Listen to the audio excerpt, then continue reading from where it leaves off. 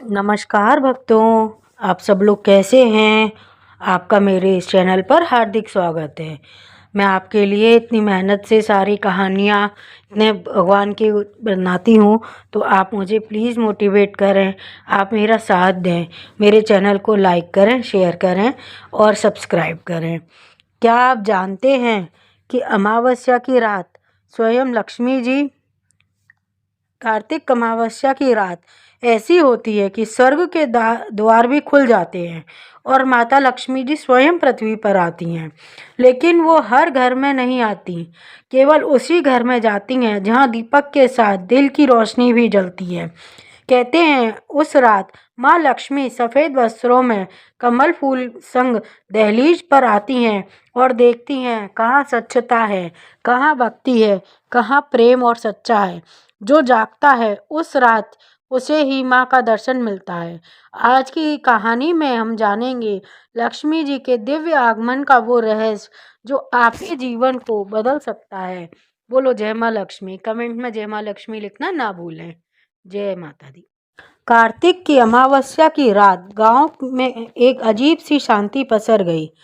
चांद नहीं था, पर आकाश ऐसा लग रहा था कि अंधेरे में छिपा छाया हुआ हो, मानो किसी ने धरती पर महीन सी रोशनी बिखेर दी हो। लोग अपने अपने घरों में दीप जलाकर बैठ गए। ये रोशनी मंदिरों में घंटा ढोल गूंज रहे थे। पुरोहित वृद्ध मंत्रोच्चार मग्न थे।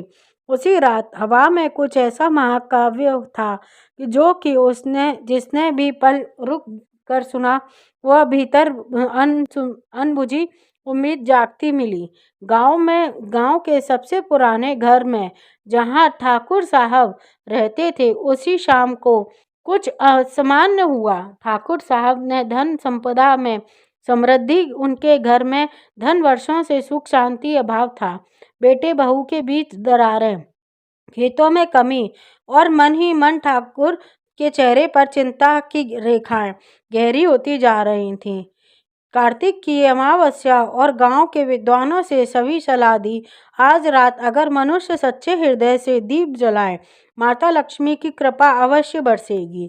ठाकुर साहब ने घर भर दीप जला दिए। हृदय और आशा शंका दोनों के साथ साथ थी। रात की गहरी हुई घर में दरवाजे पर किसी ने दस्तक दी। नौकर चौंक गया, देखने लगा। हवा में किसी के कदमों की खनन थी, मगर बाहर कोई दिखाई नहीं दे रहा था। फिर धीरे धीरे आंगन में बूढ़ी औरत प्रकट हुई। वह साधारण वस्त्र पहने थी, सिर पर सफेद चुनरी, आंखों में अत्यंत अनंत दया, हाथ में छोटी मिट्टी का दीपक थामा हुआ था। उसने वस्त्र पुराने थे, लेकिन उनके पैर से चलने की अजब तेजी गरिमा थी। ये मानो वह किसी महान गुमनाम देवी का रूप लिए हो। ठाकुर साहब ने अलग सा अनुभव करते हुए कहा, मैया कहाँ से आई हैं आप? बूढ़ी औरत ने मंद स्वर में उत्तर दिया, मैं कार्तिक की अमावस्या की रात में आती हूँ। जो घर सच्ची भक्ति और प्रेम से घर में मेरी ओर बुलाता है और उसकी बात कोई दम नहीं करता, तभी मैं आंगन में खड़ी हर चीज पर हल्की सी चमक फैलने लगती है। ठाकुर साहब चौंके। उन्हें सामने तत्कालिक रूप से अतीत और भविष्य की झलकियां दिखाई चलने लगीं। अपने पिता को याद करने लगे, घर में पुरानी खुशियां और अपने जीवन में कई छोटी छोटी गलतियां। बूढ़ी औरत दीपक की लौ को अपने हाथ में उठाए कहा, हे धनेश्वरी माँ, नहीं, मैं आप सबकी आविर्भाव हूँ।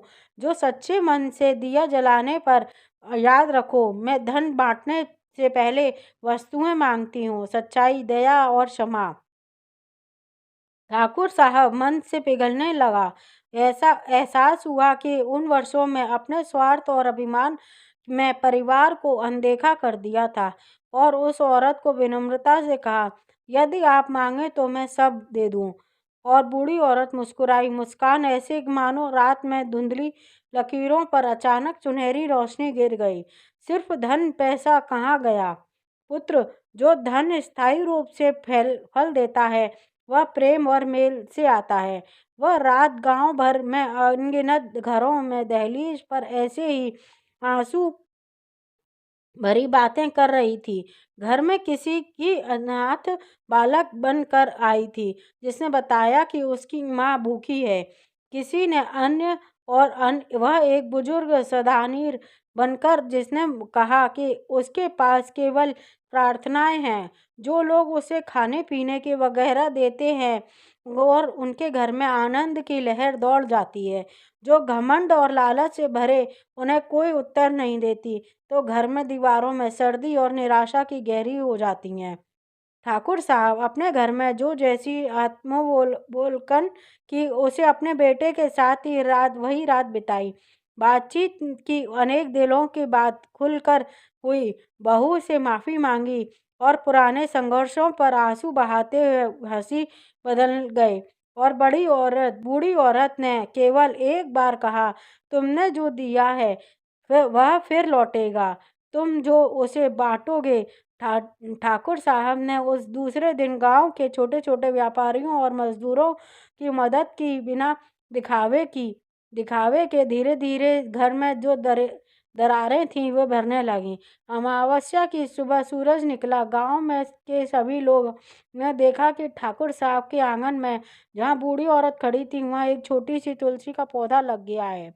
हरे पत्तों के आंसू की बूंदें चांदी की मोती की तरह चमक रही हैं और धन में न बल्कि पुराने समय माता पिता वैभव प्रमाण थे जो जैसे किसी भूलते उपहार की तरह लौटते।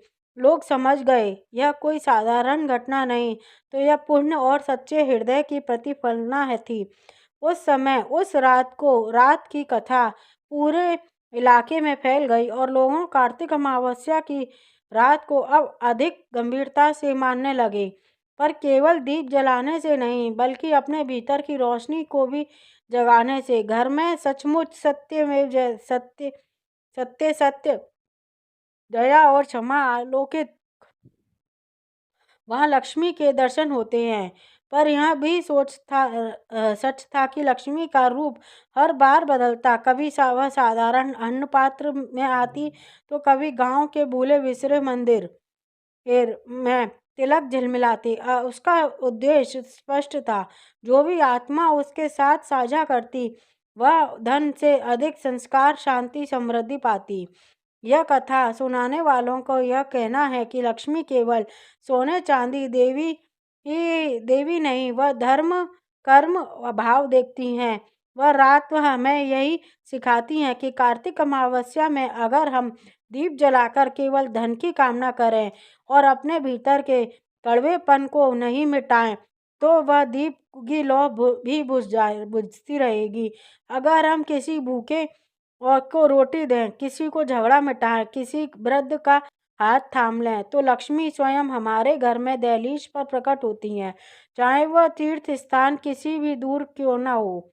कहते हैं बूढ़ी औरत एक आखिरी बात भी कह के गई थी, जो सबको कानों में गूंजती रही। मैं रात में आती हूँ, जो रोशनी तुम्हारे अंदर चाहिए वह दिन भर चमकेगी। दीप बाहर जलाना आसान है, पर दीपक को बनाए रखना कठिन। दीपक को ममता, दया, सच्चाई का तेल चाहिए। और फिर वह गायब हो गई, वो जो स्वप्न में सुबह होते ही मिट जाती है और संदेश मन अमिट रह जाता है। आज आप यह कार्तिक अमावस्या आती है। गांव के लोग पहले दीपक जलाते हैं, अपने घरों में खिड़कियों पर खड़े होकर आकाश की ओर निहारते हैं। न सिर्फ लक्ष्मी माँ के आगमन की प्रतीक्षा करते हैं, बल्कि अपने आत्मा की संचित और उस रोशनी की पहचानने के लिए हर दीप की लौ एक साथ नई प्रतिज्ञा लाती होती है। दिल से दया करूं, स्वार्थ को त्यागूं और जो भी मेरे पास हो ऐसे उसे बांटूं। तभी रात को चमत्कारी रोशनी का अर्थ पूरा होता है।